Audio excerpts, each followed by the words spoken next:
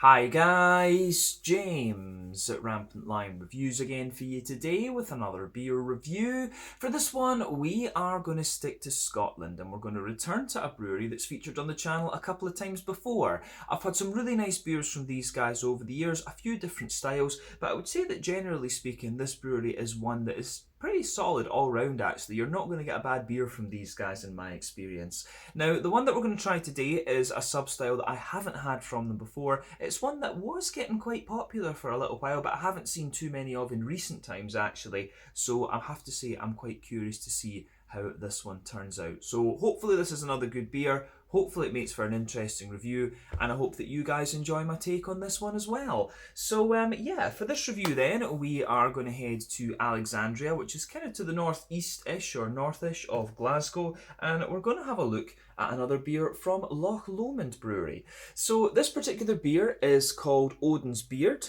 It comes in at 5% ABV, and this one is a Kviek IPA. So yeah, for those of you who don't know, Kviek yeast is a Norwegian farmhouse yeast. It gives you some really lovely kind of, crackery, bready and fruity flavours normally. So yeah, this should make for quite an interesting beer. We have had some really nice IPAs from Loch Lomond Brewery so far, and nice to return to them again after what feels like a little while. I think the last beer we had from them was the City of Gold, which was an Eldorado Pale Ale. That was quite a nice one actually. But yeah, let's crack on then and see how we get on with this beer. So, as always with my reviews, I'll tell you a little bit about the brewery before we taste the beer. If you want to get straight to the tasting, just fast forward.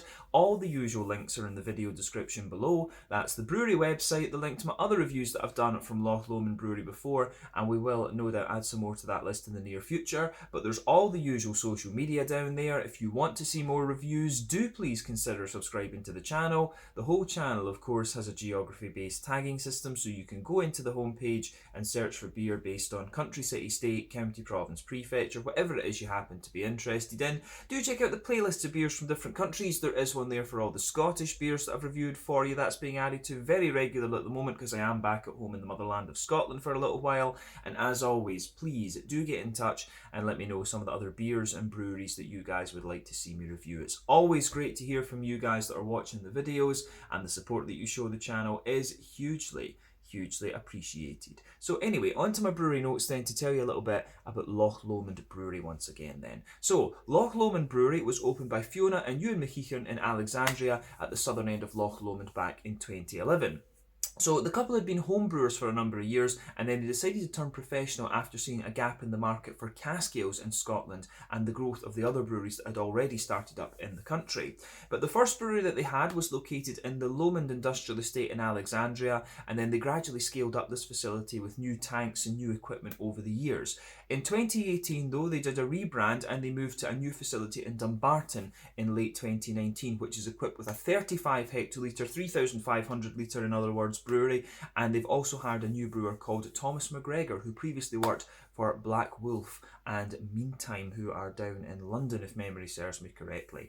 But this leaves Ewan more time to kind of focus on help building the business side of things, building sales, and that gives them the grounds for more growth. But they apparently have plans to have a much larger facility as part of the new Flamingo Land resort that's being built up at Loch Lomond as well. And they're going to have a nice big restaurant and tap room and things like that there, from what I understand. So we'll need to see how that progresses, because from what I understand, there was a little bit of public controversy about that. The locals weren't too happy about it and things. So we will just need to see how that progresses actually. But as of November 2021, when I'm filming this review for you, these guys have produced about 90 different kinds of beer, and that number will no doubt continue to increase over the next little while. But yeah, that is all I can really tell you about Loch Lomond Brewery for the moment. These guys are a fairly accessible brewery for me here in central Scotland, so yeah, if you get the chance to try some of their beers, I highly recommend that you do. Silky Stout was always a nice one, and there was one of the pale ales was always good as well, but that's gone right out of my head now. But these guys have been doing some pretty damn solid beers in recent times in my experience. But yeah, if you want to learn a little bit more about these guys, you can check out the brewery website, you can follow them on Facebook and Instagram to keep up to date with all the latest goings on, and you can check out the Rate Beer, Untappd and Beer Advocate pages to learn a little bit more about all the different beers that these guys have done. So yeah, that's it for the history section. We'll get on and have a little look at the beer itself. So as you can see, the artwork on this one is pretty simple. It looks like it's just kind of, you know, hills and things like this, actually. But yeah, there you can see the Loch Lomond Brewery symbol there. So it's pretty good. It's always quite like the waves. You'll also see this one here, the little low thing. That's quite common too. But there you can see Kviek IPA, Citra, and it gives you some tasting notes as well. But we're going to ignore that because we'll be looking at that for ourselves. But 440ml can. I believe I paid about £1.60 or something like that for this beer. And this one I'm sure was bought in Aldi, if memory serves me correctly. So yeah, this one is it's either an Aldi or a Lidl beer, I forget. But yeah, 5% ABV. I think I paid about £1.80 for this, so that translates to roughly about €2.25. So yeah, you know, 23 Swedish krona or something like that. And for those of you watching over in the States, it's probably somewhere in the region of like, you know, $2.75, $3 for this. For this can actually. So yeah, 5% Kviek IPA, Odin's beer from Loch Lomond Brewery in Alexandria, or Dumbarton, we should say these days. I think I told you lies at the start of the video. But yeah, let's crack this guy open and see how we get on. Looking forward to this. It's been a good wee while since I had a Kviek IPA. But yeah, they are pretty interesting. So like I said to you earlier, it's the Kviek is a Norwegian farmhouse yeast. It comes from Voss in Norway. I think it's meant to be quite a high attenuating yeast, but it's known for its fruitiness and for you know, giving you these kind of nice big bready, saison-y, crackery type flavours in beer. So we just need to see how we go with this one. And I think the can was pretty solid, so I'm just being careful about how I pour this one. I don't want to pour it too aggressively because we'll end up with a mountain ahead. You can see already it's been quite active on the pour. But yeah, there we go. There we go. So that'll do for the moment. I think we've got about 2/3 of it into the glass for the moment. But yeah, there we are. Anyway, so as you can see, the beer's poured with a little bit over a 2-finger frothy, I would say bumpy white head. So it does look very, very nice, but yeah, I think it works very, very well, this one. I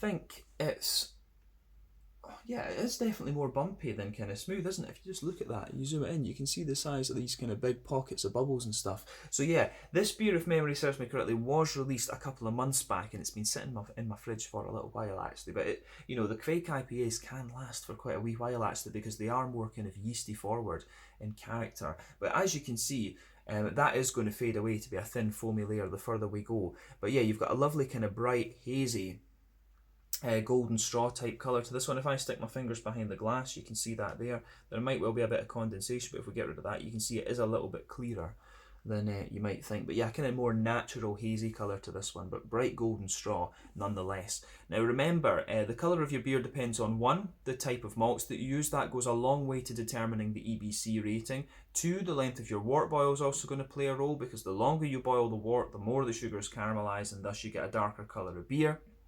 Any barrel aging that you do, or any adjuncts that you put in, or any adjuncts that you put in, can affect the colour of the beer too. But when it comes to a Kviek IPA, you're not really going to have to care about that, to be honest with you. But 1 or 2 big bubbles sticking towards the side of the glass, but a few little ones going up towards the bottom of the head. But in honesty, not that much carbonation actually visible in this one. I think it has mainly gone up toward the head, but looks the part. You will find Kviek IPAs that are kind of like this one in terms of its appearance. So yeah, not much else we really need to say about that. But let's have a closer look at the aroma then, and just see how we go with this one. There's nothing else about the appearance we need to say. Yeah,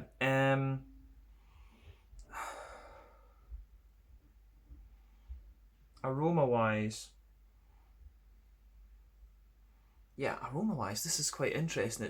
It's kind of, It's a bit lighter than some of the other ones, than some of the other Kviek IPAs that I've had before, but I think it is meant to be a more kind of, at 5%, it is supposed to be a kind of lighter and more sort of sessionable beer, actually. So that would kind of make sense. It's almost a little bit more like a kind of West Coasty Kviek IPA, if you can say something like that, because a lot of the ones I have had, wheat and rye and oats and stuff like that in them as well. I think this one does have a little bit of oats and wheat in it. But it maybe not quite at the same level as the other ones that I've had before. But it does smell pretty nice. So on the malty side of things, then you can smell a little bit of a bread crusty character in there, for sure. So you've got that nice little bit of a bread crusty backbone. On top of that, you can definitely get a wee bit of that kind of Jacob's cream crackery sort of thing. And this is one of the traits, I think, of these Kviek IPAs. So yeah, a little bit of a kind of, like a hedgehog roll, like a fresh white roll, bread crust, you get that. A little bit of a Jacob's cream cracker. One or two little woody notes coming out of this beer for me, which is, again, quite common with this style. So a little bit of woodiness in there. And you also get just a little bit you do get a little bit of an almost kind of rye bready character out of this one. It's like a sort of grainy wholemeal type thing. You can really smell that mixing in with the Jacob's cream crackers. But then on top of all that, you do get a nice kind of quite fresh, fluffy white bread out of it. You can smell the wheat just thickening that out a wee bit. There is a wee bit of that wheaty bitiness towards the back of the nose. I don't get much in the way of oats out of this beer though. The oats for me, there's maybe like a teeny hint of them in the middle, but really not a lot of oaty character to this beer. So yeah.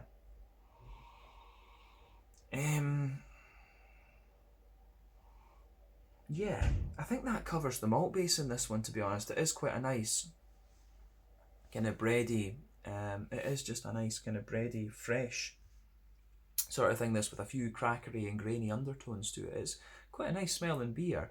I actually think if I was smelling this blind, I don't know if this would be one of the easier Kviek IPAs to pick up, because it does come across a little bit more. If I was smelling it blind, I might think it was a rye IPA or something like that. So this is quite an interesting one. You get all these different varieties of Kviek yeast.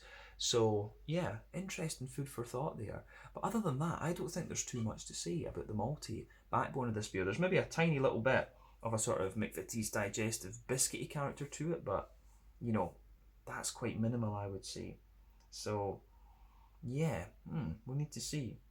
What I think we should do though with this one, since it is a Kviek IPA, we should put the rest of it in and just see how, sedimenty it is, because that's one of the things about this style of beer. There we are. So, actually no sediment really visible in the bottom of the can there, which is quite interesting. But I can see that one has just got a little bit more hazy than it was, but not markedly so.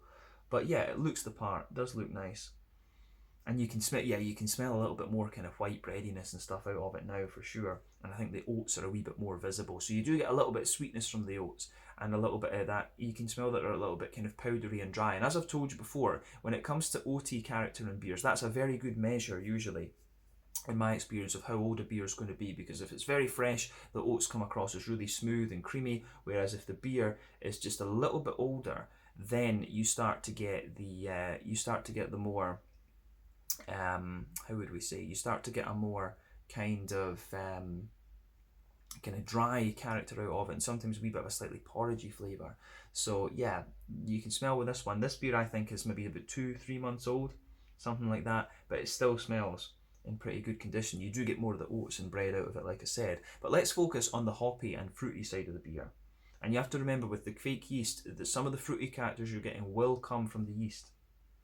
But yeah, on the green component, for me, there's a little bit of earthiness, but that really takes a back seat to other things. You've got a lovely kind of bright floral aromaticity though, and it's not too like dank or pungent or whatever, but yeah, it does have a very nice, just kind of, it does just have a really nice grassy floral bitiness to it. So yeah, it's nice that, and I'd say it's very bright, not spicy, and not too dank and pungent either. It's just really nice and complements everything else that's going on in this one. But for me, at the front of the nose, there's quite a bit of a grassy zestiness to the beer. You'd expect that when Citra's involved. I think I forgot to say that earlier on, but you maybe saw it. The hop that's in this one is Citra.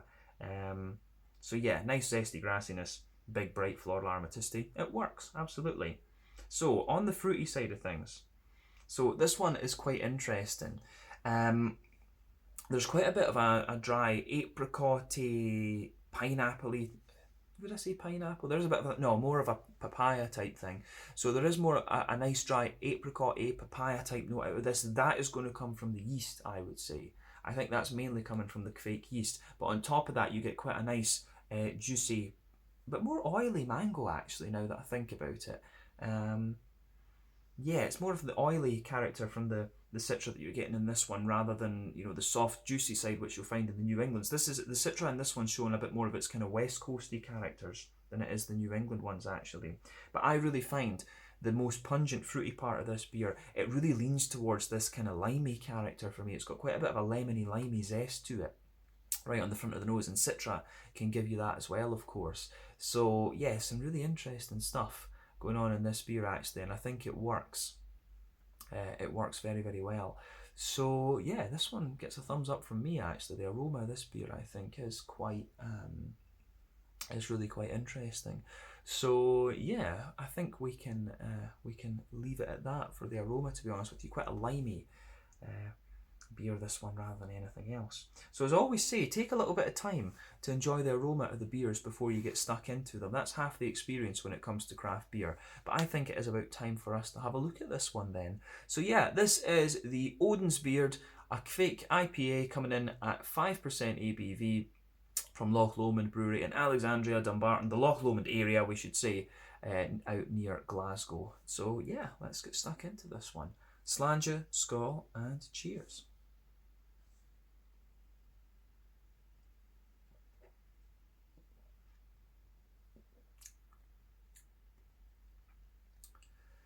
Yeah, I think that works really well.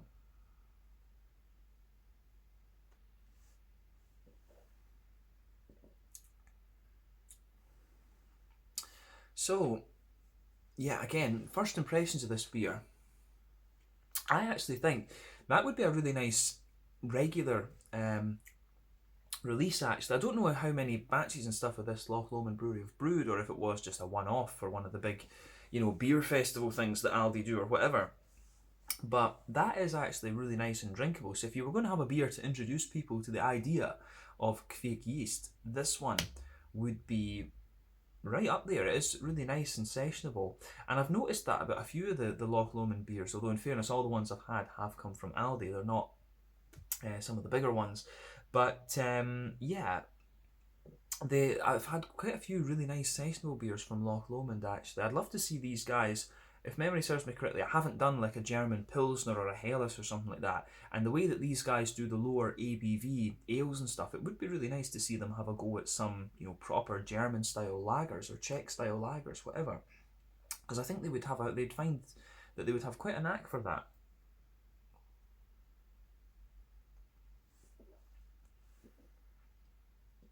So yeah, that gets a thumbs up from me. It is a really nice, just easy drinking beer, this one.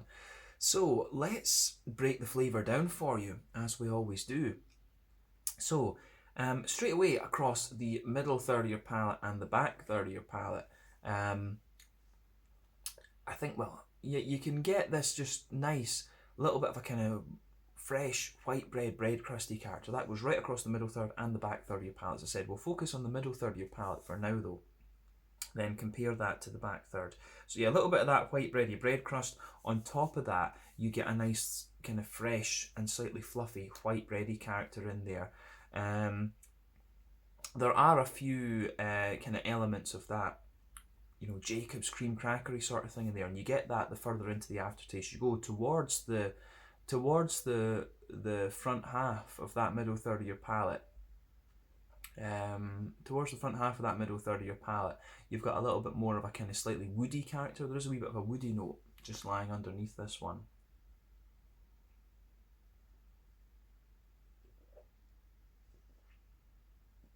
So yeah, That works really well.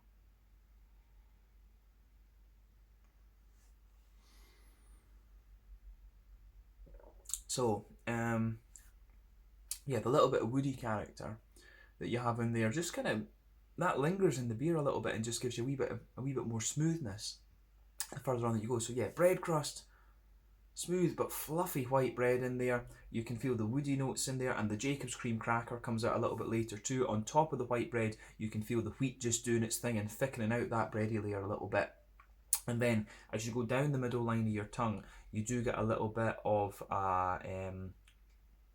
you do get a nice little bit of a kind of oaty character to this one. I'd say the oats really take a back seat to the breadiness in this beer, but you have to remember too, with this being a Kviek yeast, the breadiness, quite a bit of the breadiness is going to come directly from the yeast. So that is worth remembering too. So yeah, I like that. But then in the dead centre of your palate, in the very dead centre, pardon me, you will get a teeny little bit of that kind of McVitie's digestive biscuity sort of thing, and that's the kind of boozy side of the beer coming out. But this beer really is more of a kind of bready, smooth type thing rather than anything else. So yeah, I think that covers the middle third of your palate, and this one just a teeny little bit of biscuit and oaty line kind of down the middle of your palate there, and the oats are showing their kind of more dried side. You can get a little touch of that porridgey flavour in the dead centre of your palate as well, so that tells you about the age of the beer, as I said earlier. But yeah, quite a big bready, yeasty sort of thing. When it's a Kviek IPA, you expect that, to be honest. But let's have a little look at the let's have a wee look at the back third of your palate then and see how we go with that.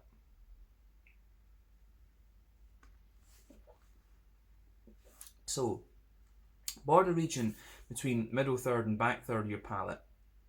On top of, so just as you go into that, you can feel that there's a little bit of a bready build up there, a wee bit of a bread crust. Then the base of that back third of your palate, again, you can feel that nice kind of fresh white bready bread crust in there. It's a little bit more kind of grainy in a sense.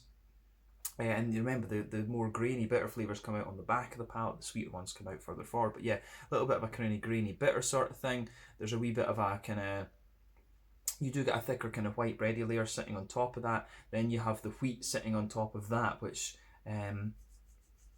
just kind of thickens the whole back third of your palate out. It's actually got quite a tall flavour on the back third of your palate, but you can feel a little bit of that wheaty bitiness there towards the back of the palate too. So on top of the that back third of your palate, you have a nice little bit of how would we say? You do have a nice little bit of yeasty character coming out of this one, so you can feel you've got that slightly more dense, doughy, bready, yeasty thing, but it's got a little bit of an almost peppery character to it, that nice kind of dry, white bready note as well. But yeah, I think it goes together. It does go together very, very nicely from that perspective. So yeah, it gets a thumbs up from me on that side of things. The flavour, as I say, at the back on the back third of your palate is a little bit taller. As you come further forward, it just condenses down a little bit, and then those flavours just squash together a bit more. And yeah, it works. So I think we've said everything we need to about the yeasty and malty side of things. We can focus on the hoppy side of beer. So back corners of the palate, you've got a nice little bit of earthiness there. As you move further forward, it's a little bit herbal. Then as you push towards the kind of front corners of the palate, you've got a good little bit of a floral aromaticity to this one. It's not quite as big as I thought it was going to be from the aroma, but it's still, you know, quite present there. But lovely bright floral aromaticity. Then round the front curve of the palate, you've got that lighter grassy sort of thing, and it is quite a zesty grassy character that you get off of this beer, in fairness. So that's interesting too.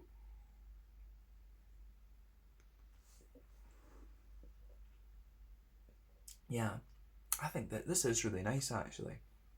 I do hope they continue to do this beer regularly, because I think it is, you know, it is just a really nice, easy drinking beer, this one. And it's not, you know, Kviek IPAs are not that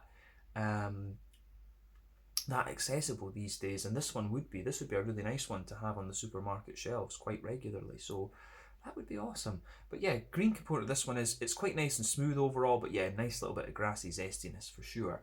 So let's look at the front third of your palate then and just see how we go. So border region between front third and middle third of your palate, you've got that nice kind of you do have that nice little bit of bready build up there. Again, you can feel a wee bit of bread crust in the base of that front third of your palate. It's more of a kind of smooth white bready sort of thing. So yeah, I do like how that goes together in this beer. But then on top of it, you get that nice oily bubble where those juicy fruity esters just roll their way out of the hops, and you also have the yeast contributing some fruit to this as well. So at the very back of that front third of your palate, you do get a bit of that quite intense citrusy character. So it's a little bit of a more kind of passion fruity note. As you come further forward, you can feel underneath there's a bit of an apricot-y. There is a wee bit of that dry apricot-y kind of thing there. So yeah, you can get that bit of an oily mango on top of it. Then as you move towards the front half, as you go towards the front half of that front third of your palate, it's got a little bit more kind of lemon, limey, zesty kind of character. So yeah.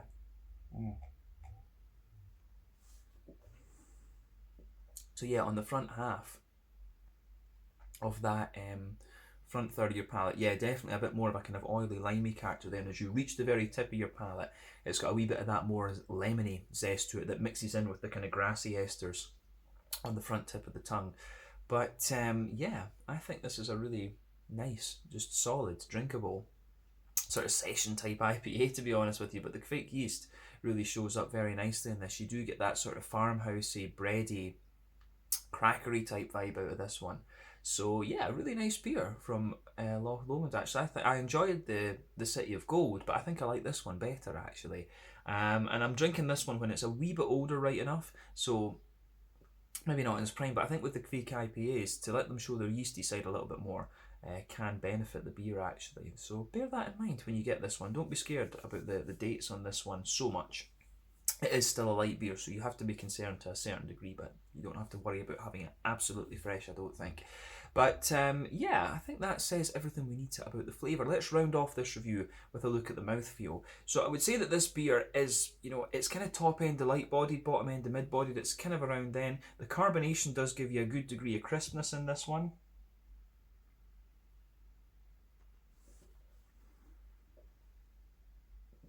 Yeah, nice little bit of crisp character to it for sure. And overall, I would just say this is quite a nice, light, crisp, and slightly slick beer. In terms of the hoppy side of things, I think this one is. I think this is maybe about a kind of standard 30. A kind of standard 30 IBU beer. Something along those kind of lines. So yeah, maybe about 30 IBUs. It doesn't feel too bitter, this one, to be honest with you. The malt base and the yeasty characters we said are quite smooth. There's a little bit of dryness in there, little tiny touch of biscuity sweetness, but yeah, this is mainly a kind of bready, smooth, yeasty type beer, this one actually. Then the fruity side of it is, yeah, more kind of citrusy leaning. Definitely a little bit more kind of citrusy leaning, and it does get a bit drier the further you go into the aftertaste.